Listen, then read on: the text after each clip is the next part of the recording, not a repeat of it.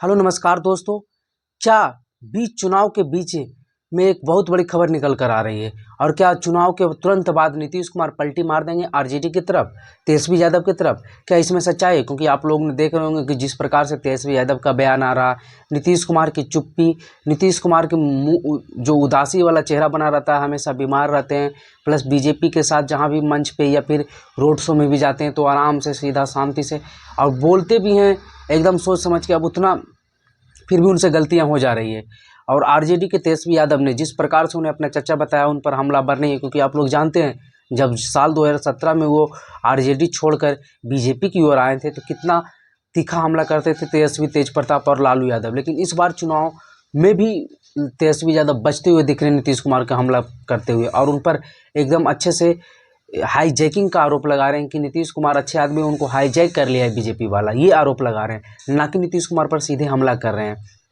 और उनको पता है, लोग कह रहे हैं कि तेजस्वी यादव अब अगर नीतीश कुमार दोबारा आ भी जाएंगे तो नहीं रखेंगे, लेकिन रखेंगे। उसके पीछे का फैक्ट ये है कि अगर नीतीश कुमार कितना भी कमज़ोर हो जाए बिहार में, उनके प्रति वोट बैंक तो है उनके पास, महिला अति पिछड़ा का तो है ही, तो उस वोट बैंक का लाभ हो जाएगा। प्लस जो नीतीश कुमार ने काम किया है, और अगर नीतीश कुमार दोबारा से भी आरजेडी की तरफ आते हैं तो मुख्यमंत्री तो तेजस्वी यादव को ही बनना है। अब नीतीश कुमार अपने चेहरे पर नहीं बनेंगे, ये शर्त नहीं लेके आएंगे कि हम मुख्यमंत्री बनेंगे, तेजस्वी उप मुख्यमंत्री। अब जब भी आएंगे तो तेजस्वी को मुख्यमंत्री बनाने के लिए ही आएंगे, तो इस कारण तेजस्वी को फायदा ही होगा। और तेजस्वी और नीतीश जब जीत एक साथ हो जाते हैं तो फिर जीत की गारंटी हो जाती है। आप लोगों ने देखा होगा खास करके विधानसभा चुनाव में, क्योंकि साल 2015 में तो 2014 में जिस प्रकार से मोदी लहर थी पूरे भारत में, उसे 2015 में बिहार ने तोड़ दिया था। और वो किस लिए तोड़ा था? क्योंकि नीतीश और लालू की जोड़ी थी, और इस तरह से तोड़ा था जिस प्रकार से 14 में मतलब एक तरफा बीजेपी जीती थी। साल 2015 में बिहार में एक तरफा आरजेडी गठबंधन जीत गई, और आरजेडी 22 सीटों से, जो आरजेडी 2015 के चुनाव से पहले 22 सीटों पर थी, 2010 के चुनाव में वो डायरेक्ट 80 के करीब पहुंच गई। तो ये था नीतीश और तेजस्वी की जोड़ी।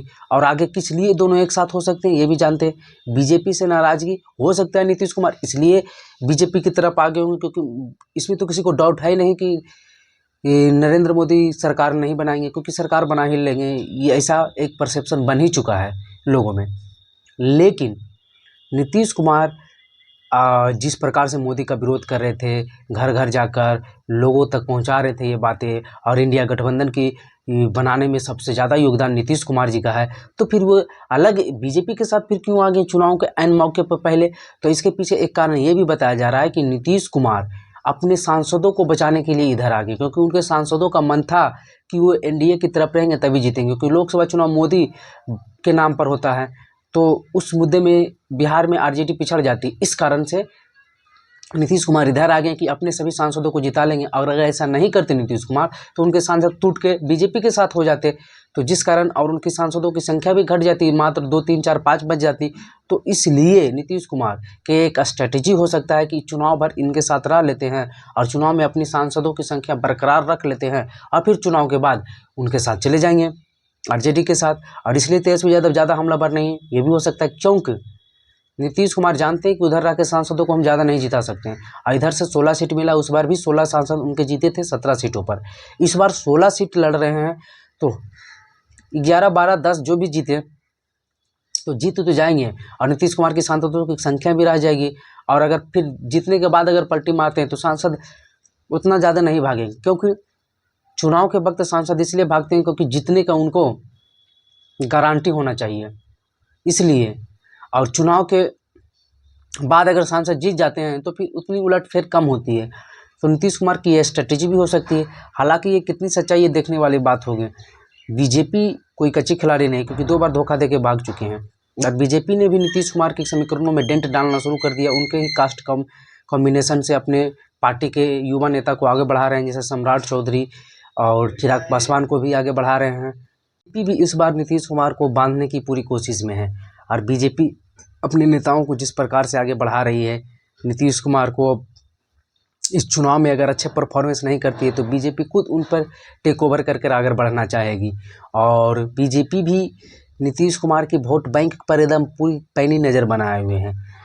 तो नीतीश कुमार पलटने से पहले उनको भी डर है ये कि अगर हम इधर से उधर फिर होते हैं दोबारा तो उनके प्रति तो लोगों में एक परसेप्शन बन ही गया कि ये पलटू राम है।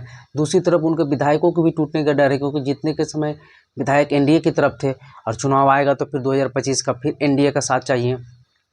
तो और नीतीश कुमार के विधायकों का डर उधर भागने नहीं देगा, पहली बात। दूसरी बात, नीतीश कुमार जिस प्रकार से बिहार में शासन किए 15 साल, वो अंतिम दौर जी रहे हैं, अब उधर भी जाएंगे तो उनकी किरकिरी होगी कि अब लास्ट समय में जब वो पार्टी छोड़ रहे हैं या पार्टी बना रहे हैं, क्योंकि उनकी पार्टी में सेकेंड लाइन लीडरशिप नहीं तैयार हुई है और सेकेंड लाइन लीडरशिप नहीं तैयार होने के कारण पार्टी उनके जाने के बाद समाप्ति हो जाएगी या एकदम टूटते बिगड़ते चलेगी। तो आरजेडी की तरफ अगर मिला देंगे तो उनकी क्रेडिबिलिटी पर सवाल उठेगा कि वो लास्ट समय में उधर मिला दिए, और इसलिए लास्ट समय में भागा भागी करने से उनकी राजनीतिक अगर समाप्त हो जाती है फिर वो बैठे रहेंगे तो उनको एक लांछन आ जाएगा। सब लोग कहेंगे कि लास्ट समय में भी आप इधर से उधर किए थे, तो इस कारण वो इधर से उधर नहीं जा सकते हैं, इस बात को वो समझते हैं और वो बीजेपी के साथ बने रहेंगे अंतिम समय में।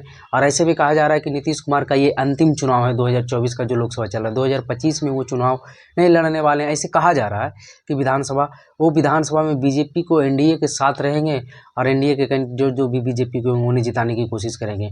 वो अब मुख्यमंत्री बनने के लिए नहीं लड़ेंगे। हो सकता है बीजेपी उन्हें चुनाव के बाद राष्ट्रपति चुनाव में उन्हें राष्ट्रपति बना दे, उपराष्ट्रपति बना दे या किसी बड़े राज्य का राज्यपाल बना दे, ये भी हो सकता है नीतीश कुमार को। तो ये सभी बातें छन कर आ रही है। हमें देखने वाली बात ये होगी कि क्या चुनाव के बाद नीतीश कुमार, क्योंकि बहुत सारे मीडिया खबरों में ये बातें चल रही है और इसमें कुछ फैक्ट भी दिख रहा है, क्योंकि चुनाव के बाद जिस प्रकार से तेजस्वी कम हमलावर हैं नीतीश कुमार पर, तो विधानसभा चुनाव में, लेकिन जो हम आपको पहले बताए हैं कि ये कारण है कि नीतीश कुमार उधर नहीं जा सकते हैं। तो चलिए, ऐसे ही इंफॉर्मेटिव नए और लेटेस्ट जानकारी वाली खबरें चाहिए तो हमारे चैनल लगे खबर को सब्सक्राइब कर ले। वीडियो देखने